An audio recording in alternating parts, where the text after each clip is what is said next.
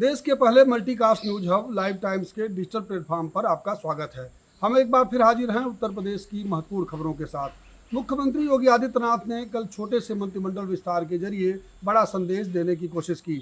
उन्होंने 6 नए मंत्री बनाए तो 2 का प्रमोशन किया।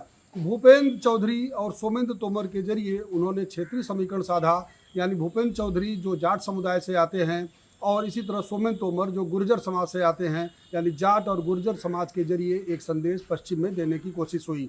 इसी तरह विपक्ष के 2 मजबूत किलों यानी कन्नौज और रायबरेली में सेंध मारने की कोशिश हुई है। कन्नौज से कैलाश सिंह राजपूत को मंत्री बनाया गया है तो रायबरेली से मनोज पांडे को कैबिनेट मंत्री बनाया गया है। रायबरेली में पहले से दिनेश प्रताप सिंह राज्यमंत्री स्वतंत्र प्रभार के रूप में थे, अब मनोज पांडे कैबिनेट मंत्री के रूप में हो गए हैं। इसी तरह कन्नौज में पहले से राज्यमंत्री स्वतंत्र प्रभार के रूप में असीम अरुण थे, अब एक और मंत्री उसी जिले से बना दिए गए हैं। इस तरह से अखिलेश यादव और राहुल गांधी को घेरने की कोशिश हुई है। उधर समाजवादी पार्टी के अध्यक्ष अखिलेश यादव ने इस मंत्रिमंडल विस्तार का मजाक उड़ाया। उन्होंने कहा कि मंत्रिमंडल विस्तार तो समय बिताने के लिए कुछ काम करने जैसा है और मंत्रिमंडल विस्तार में इनका कोई काम नहीं होता है। उधर से एक पर्ची आएगी और यहाँ वो पढ़ी जाएगी। भाजपा के राज में सीएम का कोई मतलब नहीं रह गया है, वे कुरियर और मैसेंजर बनकर रह गए हैं। मुख्यमंत्री योगी आदित्यनाथ आज वाराणसी, बागपत और नई दिल्ली के दौरे पर हैं। वाराणसी में उन्होंने सोमनाथ स्वाभिमान पर्व के तहत आयोजित सोमनाथ संकल्प महोत्सव में हिस्सा लिया।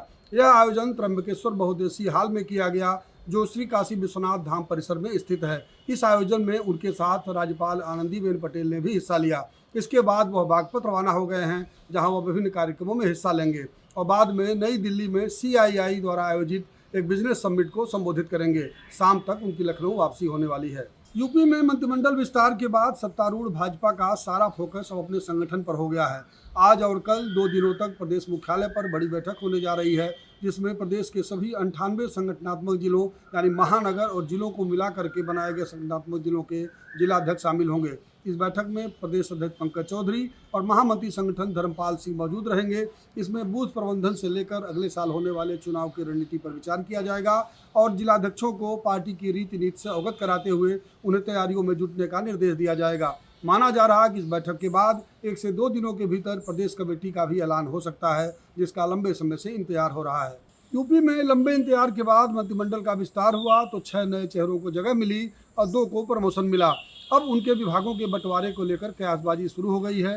कल रात से ही चर्चा है कि कभी भी विभागों में फेरबदल हो सकता है, यानी मौजूदा जो मंत्री हैं उनके विभाग भी बदले आ सकते हैं और चौधरी भूपेंद्र सिंह और मनोज कुमार पांडे जिन्हें कैबिनेट मंत्री के रूप में शपथ दिलाई गई है उन्हें कोई बड़ा विभाग दिए जाने की चर्चा है। यानी यही जो टीम बनेगी अगले साल होने वाले विधानसभा चुनाव में पार्टी के खेवनहार बनेगी। ऐसे में देखना होगा कि विभागों में फेरबदल में किस मानक का ध्यान रखा जाता है। स्मार्ट मीटर के दाम में हुई अतिरिक्त वसूली की रकम वापस करने की तैयारी चल रही है। उत्तर प्रदेश पावर कॉर्पोरेशन इस पर विचार कर रहा है और इसी महीने इस पर अंतिम निर्णय हो सकता है। तकरीबन 5 लाख उपभोक्ताओं को 200 करोड़ रुपये वापस किए जाने हैं। विभाग ने 2800 रुपये के मीटर के बदले उपभोक्ताओं से 6016 रुपये वसूले थे। अब यह रकम वापस की जाएगी। माना जा रहा है कि यह पैसा उपभोक्ताओं के बिल में समायोजित किया जाएगा। लखनऊ से लाइव टाइम्स के लिए राजीव ओझा।